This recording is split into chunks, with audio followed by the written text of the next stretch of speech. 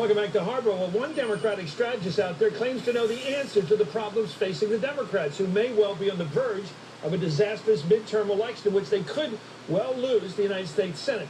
His solution, old-fashioned retail politics by courting red state rural voters and employing what he calls the Bubba strategy to appeal to the middle class. Veteran Democratic campaign warrior Dave MudCat Saunders tells Politico magazine, quote, finding a way to identify with the Bubbas, Southern slang for people of limited means and less education, is not only useful but essential to the Democratic Party's future throughout the South and rural areas of the country. If the party wants to hold the U.S. Senate this year, let alone retake the House of Representatives anytime soon, it must travel again down many a country road, at least philosophically. That's MudCat talking. A former Virginia state legislator whom MudCat worked for agrees, saying, he taught me, MudCat did something that has been very, very valuable to me in politics. You can get a hell of a lot more votes with a good story than you can with the issues. So are Democrats better off courting the middle class by selling their personal storylines instead of their positions on the issues? David MudCat Saunders is a Democratic strategist, and Sherrod Brown's a U.S. Senator from Ohio who knows how to win blue-collar workers, obviously.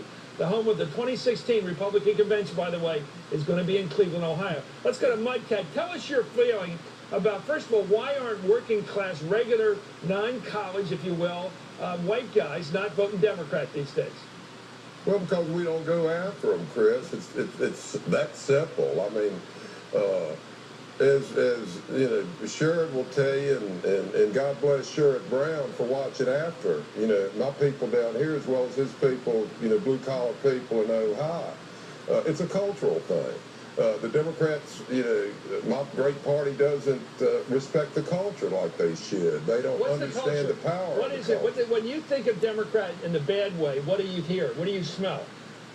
Well, I smell, we're the party of the intellectuals, but at the same token, we can't count. And I mean, in my native South, for instance, in the 2010 census, we're 37% of the people in the United States, and we're going to turn our back on those people. Not only do I think it's electoral insanity, I think it's immoral. Let me go to Sherrod Brown, who wins in Ohio all the time. Senator, thank you for joining us. You went to Yale, but you don't let it show, which I think is a very good thing. But you may not agree. Well, how do you succeed at doing it?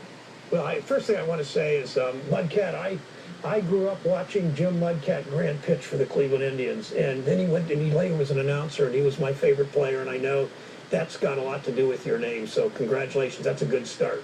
That's called retail politics, by the way, MudCat. You know, I grew up in a town not too different. I mean, it was in the north, but a lot of people from Appalachia lived right on the edge of my town or in my town. I went to high school with a lot of them. It really is about understanding and not necessarily being of them, but as I think MudCat taught Mark Warner and others, and Mark Warner's a good student of this. You know, you don't look down on people. You don't have to hunt, and you don't have to be a hunter. You don't have to necessarily be a fisherman and all that, but you've got to understand it and like it. But ultimately, you got to have their back, and that's minimum wage. That's trade policy. MudCat in that article talked about how what we did with globalization blew the top off the fire hydrant. I mean, it clearly did. The people that have been hurt the most, probably by globalization in my state, are people in places like Mansfield. It's not just Cleveland and Cincinnati. It's Mansfield, it's Springfield, it's Zanesville, it's Lima, these small towns, middle-class cities that don't have much of a middle class anymore because of what's happened in manufacturing. We got to have their backs. They've got to know we're on their side, and we don't talk assertively like that enough. MudCat, kill yourself down. Tell me how you would be a cornerman for Hillary Clinton next time. A cornerman, a loyal cornerman, and help her get elected president. What would you advise her?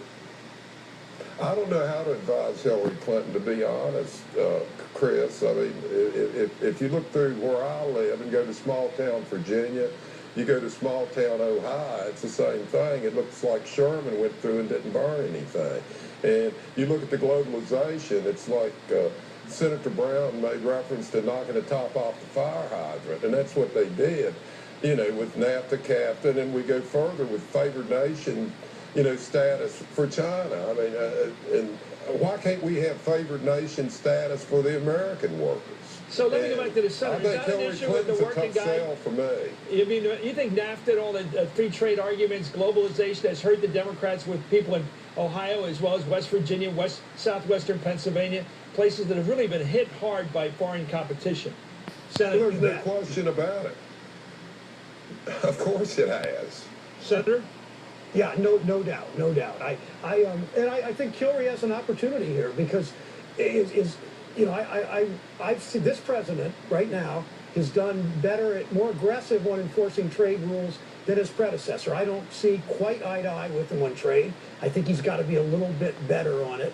But I think I think Hillary needs to make that position clear that these trade agreements don't serve American workers. They don't serve American small business.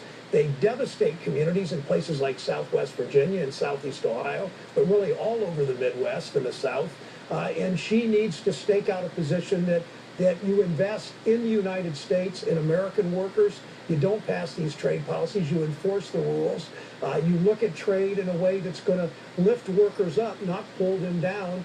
And even when you don't lose jobs, it's pulled down wages so that workers in small town and rural Ohio have seen stagnant wages. There's still plenty of factories, not plenty, there's still a number of factories in places like Chillicothe and Gallipolis and Jackson, but there are not, the wages have been flat. And these workers are falling out of the middle class and not getting changed. Part of that's unionization. We've got to be way more aggressive on helping workers join unions if they choose to. Most want to. Hillary, I think, recognizes that. She needs to be assertive about it. Yeah, I think you're right. Let me go back to MudCat. MudCat, I think you got a great argument here. I hope that everybody listens to it because I think there's an attitude among the sort of wine and cheese liberals in this country, the people that live on the West Coast, the left coast, Hollywood people. They don't really care a lot, it seems, about the below-the-line people, they call them, the crew people that put those movies together. But my question to you is, the Democrats seem to think they can win all elections with David Plouffe, this genius guy who works for the president. Just get the minorities to vote, get the young liberals to vote, get liberals to vote, get labor to turn people out, and you don't need the white people. I mean, that seems to be the strategy, just polling operations, a really good polling operation, and the demographics, which are going the Democratic way. You don't need white people. They're going to be a minority someday. That attitude, I think, does tick off white people. Your thoughts? And also, it costs your votes. Well, the deal is that if you come to my part of the world and, you get a white bubba to vote for you, that's a twofer. And, it's like I've said, for 10 years, Democrats, my party needs to learn how to count. I mean, if I get a vote in Southwest Virginia for a Democrat, I don't get one vote. I get two because I just took one away. Okay, how about your vote? Who'd you vote for in the last governor's race down there? Did you vote for McAuliffe or Cuccinelli? I wrote in somebody. You didn't vote for McAuliffe? No. You didn't vote for the Democrat? No. Don't you like this show? Anyway, thank you, MudCat, coming on the show. I had to get some information out of you. Thank you, MudCat Saunders. We'd like you back. Senator Sherrod Brown, we're big fans. We hope you balance out that Republican move to put their convention up there in Cleveland. We figure you're going to be part of that counterpunch when they put you on the ticket. Anyway, up next, Democrats are out there reacting right now to the Supreme Court's Hobby Lobby decision, which obviously affects women. We're going to be talking about that. And they're going to try, Democrats are going to overtake that decision by the courts. Hardball, coming back with that hobby.